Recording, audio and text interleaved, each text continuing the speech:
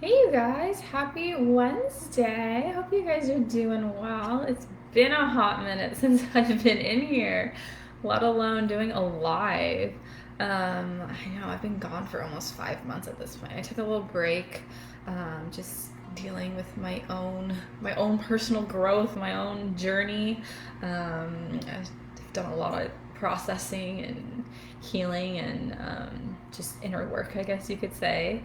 But I'm excited to be back. Yeah, so today I wanted to talk about just how to handle the holidays. I know a lot of people struggle, when it comes to a healthy lifestyle. Kiara is making an appearance, of course. So I gave a talk, pretty much this talk, but I'm expanding it just a little bit, about a month ago for somebody in her business, and it seemed to be received very well. So I thought, sorry guys, I thought why not, put it out into the world and share it with all of you guys, because I am like the human guinea pig. It's been I don't know, almost 7 years at this point since I've been on my journey of like food and health, wellness, everything like that. And every year I just go deeper and deeper. So there's nothing that I talk about that I haven't done myself. It's all tested. It all works. So hopefully you learn something, you can adapt something to you. Because really at the end of the day, I love food. I love helping people, and so that's what I'm really here for. So yeah, so I'm just gonna go ahead and get into it. So I'm gonna kind of break it down into three parts. So I'm gonna talk about food and nutrition first, exercise, or what I like to call movement, and then a little bit of emotions and like emotional eating and stuff like that. So here you guys. So of course, if you have any questions, just let me know. Put them in the chat. And if you have any problems that you are dealing with, like I'm more than happy to coach you right now. So yeah. So first one I have for you guys is hydration. So most people in the U.S. Are chronically dehydrated. I'm gonna admit I don't drink enough water on a daily basis. I have my good periods, and of course I have my days where I don't drink anything. It's like tea and stuff like that. So it's just really finding ways to make sure you get in enough water. There's a ton of ways to do it. Eating fresh fruits, of course, they're high in water content, but also just flavoring your water, and it's just really just figuring out just a way for you to just make sure that you're actually getting in enough water, because we're like 70% water, so we need water to clear our systems, to help our systems, with blood flow. Just there's so many things that water just aids our body in. So in terms of the holidays and food and stuff like that, so a lot of the time when we feel hungry, that's actually our body telling us that we are dehydrated and we need to up our water intake. So let's say you're feeling hungry about an hour or so after you eat. That could be a sign that you are dehydrated. So there's a couple things I want you to do. So first, just become aware of it, right? That's half of the problem, right? It's just becoming aware of what's happening. So just check in with yourself, right? How much time has gone by since you had something to eat? Really feel into your body. So, and then the next thing is, okay, if I ate maybe an hour, half an hour ago, and I'm feeling kind of hungry, okay, how am I doing emotionally? Am I happy? Am I sad? Am I angry? And I'll kind of talk about emotional eating at the end. But if you're good, right? If you're feeling good, you're probably thirsty. So again, right, really making sure you are getting adequate water in your day-to-day life. So when it comes to like the holidays, if you're having like a big holiday dinner or anything like that, especially like Thanksgiving, but I know people do beautiful holiday dinners, especially for like Christmas. I know Hanukkah passed, but still, start hydrating the day before. So when it comes to the day of, make sure you I know it can be hard, it can be difficult, but try to get at least 2 liters of water before you sit down for your actual like big holiday dinner, if that makes sense. So this is just going to ensure that you are properly hydrated, and that will help you eat less and not overeat and stuff like that. So Also staying hydrated, right? It's gonna flush out any toxins, right? The holidays to me are like synonymous with, alcohol, things like that, with mulled wine, old fashions, pick your drink, right? So, water's gonna flush all of that out. It's also gonna help the body flush out any sodium. So, when it comes to the holidays again, right? Depending where you are in the country, right? Depending on how your family eats, right? A lot of those dishes, right, can be loaded with butter. It could be, added salt, obviously. Dairy can be very high in sodium, especially if you're eating like ham or turkey. Those are very high in sodium too. So water, again, is just going to help flush all of that sodium out. So it's going to help with water retention and bloating as well. So that's water. Oops. And then the next thing I have for you guys, and again, all of the stuff that I'm talking about, it doesn't just apply to the holiday season. This applies to like day-to-day life. And that's, in my opinion, that's how you build a healthy lifestyle. So for me, like during the sorry guys, I have a hair, Kiara and her fur right now. So for me, like nothing changes for me during the holidays. Like I eat the way I normally eat. So again, all of these things I've tested, I've tried, and hopefully they help you. So eating breakfast, this is one of the biggest mistakes I feel that people do, is they skip breakfast. So especially for holiday dinners, again, those big holiday dinners. So people, whether it's intentionally, unintentionally, I see this a lot. People intentionally, especially if you come from like a dieting world, or you just don't have a great relationship with food, people will intentionally not eat and then only eat that at that holiday dinner. So basically, right, you're fasting the whole day, but actually that's going to lead to, most of the time, it's going to lead to overeating and binging. And then that's where emotional eating comes in, right? We feel guilty, we feel ashamed, and things like that. So try to eat at least one meal. If you can, try to get a full day's worth of food in you, at least 2 meals, right? So, if you start out by eating breakfast, it's going to help prepare you. It's going to help you make better decisions right throughout the day. So I know if I don't eat breakfast and I go out, about my day, my choices probably aren't going to be great. Just speaking from experience, right? So, but if you start your day off with something that's healthy, nutritious, that's full, that's going to help you feel full and satiated, right? I guarantee you're going to make better decisions versus if you had not eaten, right, just a first meal, right, earlier in the day.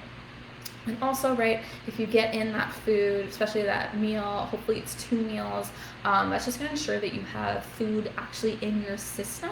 So you're not going to overeat when it comes to your big holiday dinner. So I know, like, if I go, I'm talking hours, like 4, 5, 6 hours without eating something, and I go to sit down to a meal, like, I'm just stuffing my face. I eat too quickly. Most of the time I overeat, I get a stomach ache, it's just not great. So again, try to eat at least 1 meal, if you can 2 meals, and at least some snacks in there if you can. And then when it comes to, eating hopefully breakfast, and hopefully, 2 meals, make sure it's substantial. So what I mean by that, making sure you have healthy carbohydrates, protein, your veggies, your fruit, and a little bit of fat, right, if you really need to extend that period between meals. So just a little bit when it comes to like carbohydrates, protein, and things like that, because I know there's a lot of information out there, and especially, right, again, if you come from a dieting world, if you don't have a great relationship with food, right, we're taught that carbohydrates are bad, which is not the case, right? There's quality, there's quantity, right? There's all the things that go into it, but your body runs on glucose, right? So glucose comes from carbohydrates. So if you're eating, right, healthy whole foods, right, carbohydrates, right, you're not going to have an issue. The problem is we're taught, again, right, we're taught to think that all carbohydrates are bad. So take the potato, for example, right? We've demonized the potato, right? Our society's demonized the potato. The potato on its own, like a whole potato, right, if you bake it, if you steam it, that is very nutritious for you, actually. There are a ton of nutrients that come from potatoes. The problem is that we deep fry potatoes. We load it up, right, with high sodium condiments. We have cheese, we have sour cream, we have bacon bits, right? All these things that are probably not great for us, right? We just load it onto the potato. So that's where the problem is. And a lot of those, like dairy, like cheese, sour cream, anything like that, there's no fiber in it, right? And it can be very high in fat, it can be high in sodium, so that's where the issue lies. So if you deep fry a potato, right, if you make french fries and then load it up with cheese and all this other stuff, right, it's not great for you. But the problem is that we think it's the potato. So just wanted to throw that out there. So some sort of healthy carbohydrate, any sort of protein that you would like. Again, I think most people have this misconception that your body runs on protein. It's not true. Okay, not true. Your body can only handle so much protein. So if you're eating, a very abundant whole foods diet, right, you don't really have to worry about protein, because if you're eating whole foods, right, all whole foods have some sort of amount of protein in it, so you don't really have to worry about it. But if you want to pick your protein of choice, again, quality is important there, as well as quantity too. And then your fruits and your veggies, right, that's the stuff that's actually going to heal you, right, from the inside out. Whereas like carbohydrates, stuff like that, that's the energy source. Protein, right, helps rebuild, and then the veggies, the fruit, heal. And then again, right, some sort of quality fat, healthy fat, so it could be nuts, it could be seeds, avocado, whatever you like, adding some sort of fat and really making sure you have enough carbohydrates is what's going to keep you full and satiated for a long period of time. Hopefully that makes sense. Let me know. So the next thing I have for you guys is, I think this can be really beneficial, right, when it comes to like holiday parties, if you're going to a dinner, is bringing your own dish or appetizer. So I know a lot of people, right, they struggle with their relationship with food, right? If they go somewhere to a party, to like a holiday party for work or something like that, and the spread is like donuts and cake and cupcakes, things like that, foods that are probably not great for us. It can cause a lot of anxiety, right? It can cause us to unconsciously sabotage ourselves. And just a host of problems. So by bringing your own dish, right, one, right, you made it, you know exactly what's in it, so you don't have to worry about anything, right? And two, it just ensures that you have a healthy dish, because you don't know, right, unless you know the person very well, or they tell you what's going to be there. A lot of the time you don't know what type of food is actually going to be there. So it's just a great way to kind of get around the problem and just kind of help ease any anxiety that comes with food, right? Hopefully that makes sense. So when it comes to your actual like holiday dinner, your parties, there's a couple key principles that I think can really help you and are quite beneficial. So number one is loading your plate with veggies first. So I do this myself. I think it's a great guideline. Again, I do it with myself. I teach it to my clients, students, is literally cutting your plate in half. Oh, hi, Kiara. Cut your plate in half and fill half of it with your veggies, your fruits, your salads, anything like that. And then the other half can be whatever you want. So number one, right, it's super simple, right? Anyone can remember that. And two, right, it ensures that you're actually getting those healthy foods for you onto your plate. So it helps with portion too. So I will never promote restriction, anything like that. Like my diet is very clean at this point. Like it's like 90% clean whole foods, plant-based whole foods, but that doesn't mean I don't go out and eat pizza or don't go out and stuff my face with donuts every once in a while. I still eat what I want, but for the most part I'm fitting quality whole foods into my body, because that's what makes me feel my best. Again, it's been 7 years, and at this point, like, I've really honed what works for me, and what makes me feel my best. So again, cutting your plate in half and just loading it with veggies, and fruit, salads, anything like that. And that's going to be great for weight loss too, because it comes with, it goes into portions, right? So if you're eating less of the foods, right, that quote unquote aren't great for you, right, the other half, right, are all those beautiful veggies, fruits, right, all those healing foods, right, that are going to do wonders for you. You're going to actually help you lose the weight without you sacrificing and without you depriving yourself of things, if that makes sense. And then just kind of piggybacking on that, number 2 is eat your veggies first. So again, right, it's just going to ensure that you're getting the most nutritious foods into your body first, because I find if I eat something healthy, right, I'm less likely to overdo it on something that's not great for me. I'm sure you guys have experienced that as well. So like if you eat healthy for a week, if you kind of get past that hump and you keep going, right, eventually you're like, oh, like I want to eat healthy, right? I want to eat foods that are good for me, that make me feel great.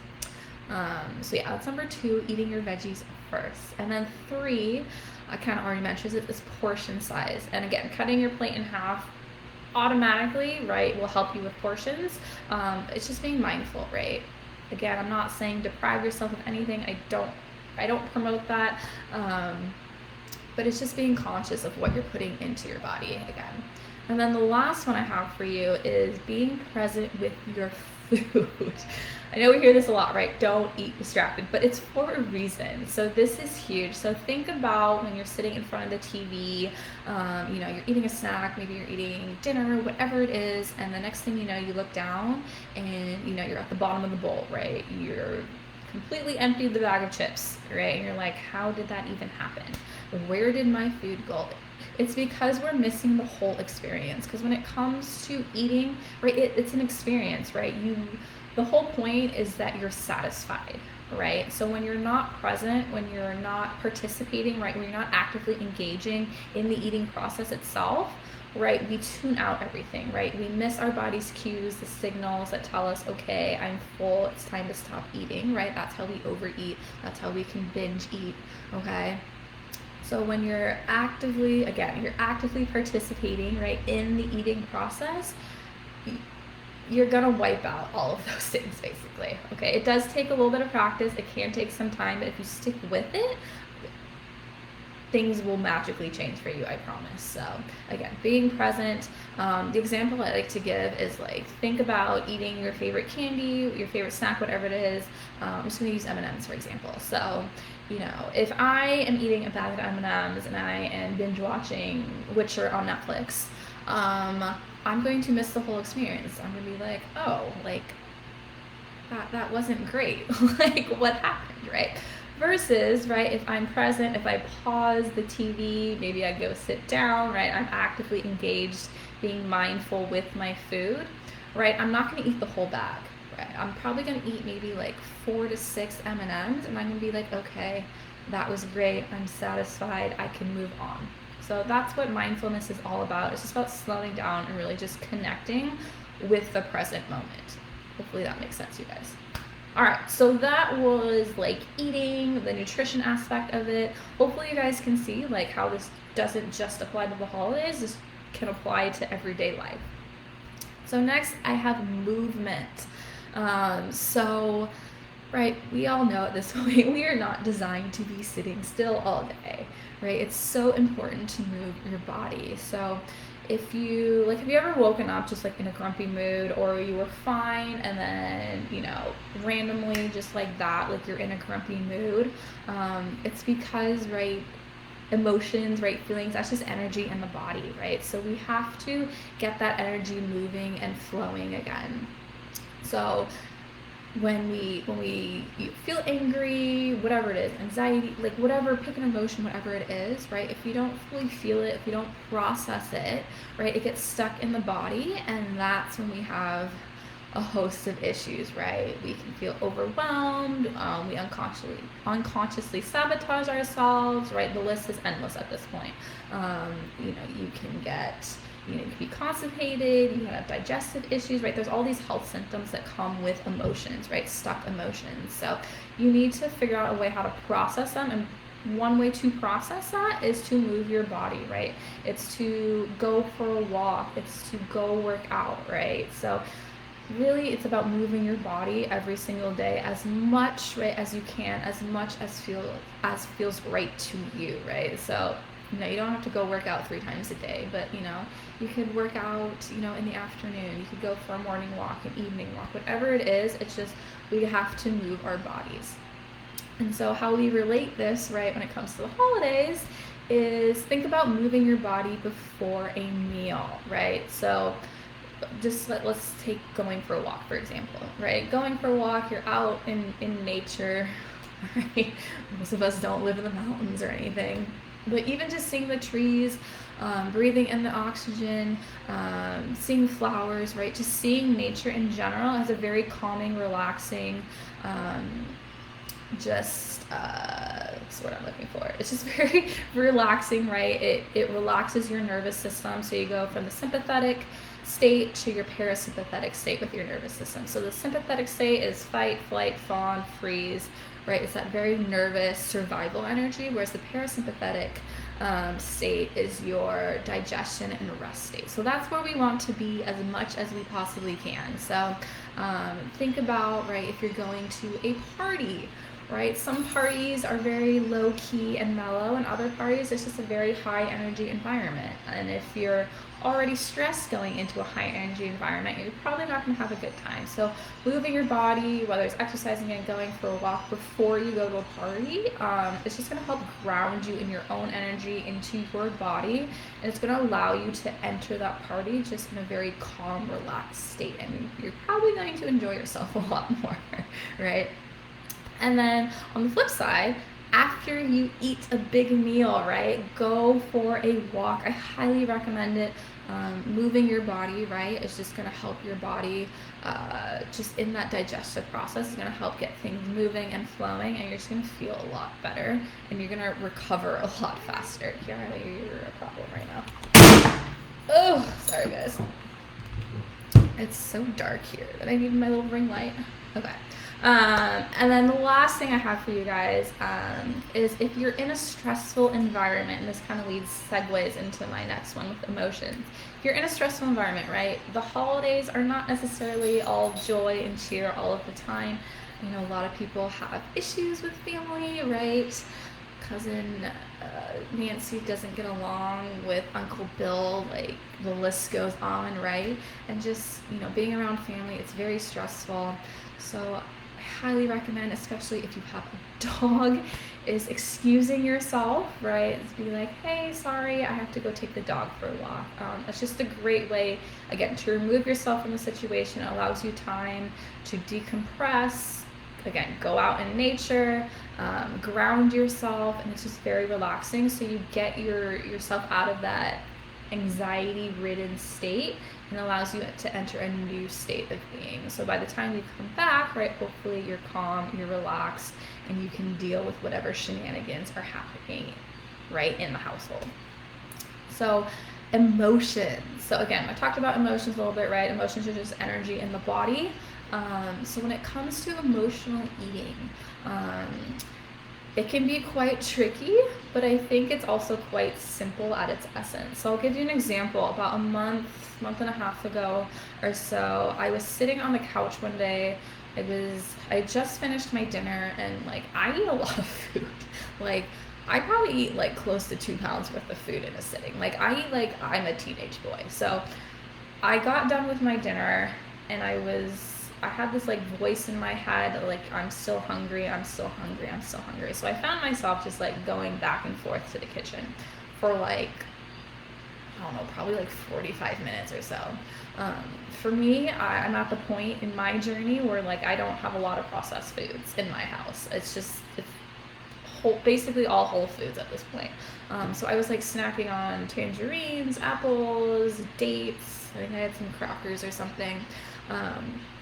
But it got to the point where it was this, I had to eat. It was this need to eat, and I felt very out of control. And I had a moment during that whole experience. People talk about that you're not your thoughts, right? You're not the voice inside of your head, that you can disconnect from that voice. And it's almost like you're a fly on the wall, like watching you experience whatever you're experiencing. So that's what I went through. I had never actually experienced it on that deep of a level, but I was actually watching myself go through this. But it got to the point where I was like, I felt so sick, and I knew I was emotionally eating. Like, I knew, like, something, like, I had to stop. And at some point, I was like, oh, like, I had a realization. I had a little epiphany. I was like, oh, I don't feel comfort in my life. There's like, I felt very separate from myself. And so that was the moment where I was like, okay, I'm done eating. Like, I found the root cause of it. So when it comes to emotional eating, right, there's an underlying feeling and emotion that's causing us, right, to go through that process of emotionally eating. So what it really comes down to is there's some core desire that you're not giving to yourself. So for me, it was, I didn't feel comfort in my life, right? I felt very separate from myself. So that allowed me to, kind of peel back the layers and figure out, okay, how do I bring comfort into my life? For me, I could live in a very old house. There's no central AC, there's no central heating. So I have like heaters going on. So for me, it's like feeling warm, because it's a very cold environment, and it's been very dreary in NorCal. It's been rainy, it's been windy, it's cold. So like fluffy blankets, just warm things, hot liquids. But also it's like, how do I bring comfort, like, into my business, into my relationships, right? It's holistic, right? So what I've learned, it took me a long time to really come to terms with this, is that things don't happen to you, they happen for you. And it's a shift in perspective. So, everything that you go through, every experience, every situation, right, it's just an opportunity for you to grow, to learn, to expand. And for me, I really look at it, it's an opportunity for you to heal the relationship with yourself. So, it's your internal environment is let me scratch that. Your external environment, right, is a reflection of your internal environment. So if things aren't happening right in your external world, it's probably because there's something wrong right internally, right? There's some part of you that's disconnected. This past year, it's really been, my journey's really been about my relationship back to myself. So when it comes to emotional eating, it's really about what core desire are you not giving to yourself, and how can you give that to yourself? Because when we look outside of ourselves, like, if you're avoiding your emotions, if you're not fully feeling them, if you're not processing them right, maybe we buy something, maybe we buy shoes, maybe we buy 3 candy bars, right? Maybe we enter a relationship that, we know is probably not good for ourselves, right?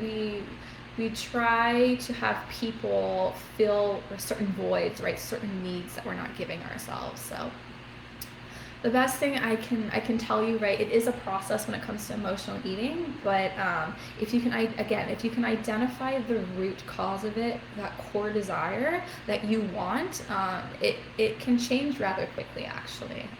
And you'll start to realize certain patterns.